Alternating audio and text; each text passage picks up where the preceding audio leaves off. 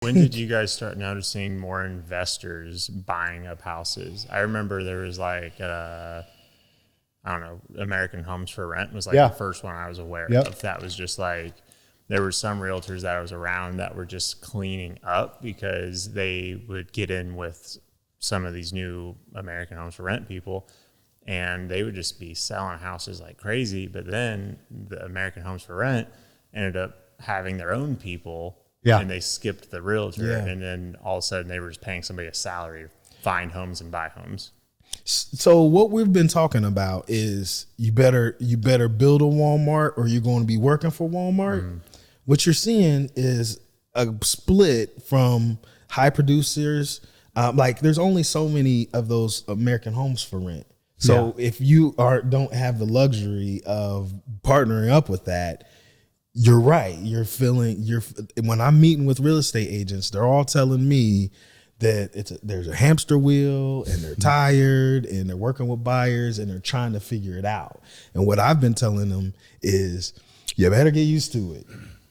It's not stopping anytime soon. It's not stopping. Like the problem that we're having right now, it's supply and demand, and we have way more demand and not enough supply. And there's no fixing the supply right now. Yeah, you can't build yourself out of it. So, because for the last 10 years, we haven't built anything. Yeah, that was what I was going to ask. So with supply, it's like the old thing was like the old thing back in like 2015 probably was, well, if you can't find your house, build it. Right. Well, what's like the status with that now?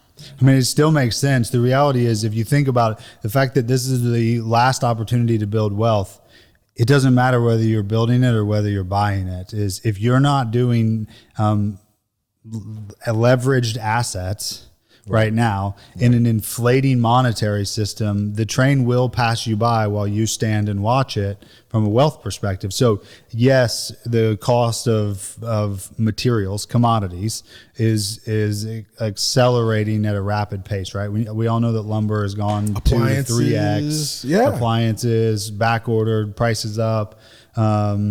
And miraculously, right, this is all going to cure itself post pandemic, and I'll hold my breath for that. But the fact that like we don't yet know the price of new construction or what it will appreciate to, there are no fixes in sight to solve the actual epidemic, of the fact that the wealth divide is waging war within residential real estate, and there is no solution for it. There is no vaccine in the works for the epidemic of wealth divide in residential real estate because there's no one teaching construction.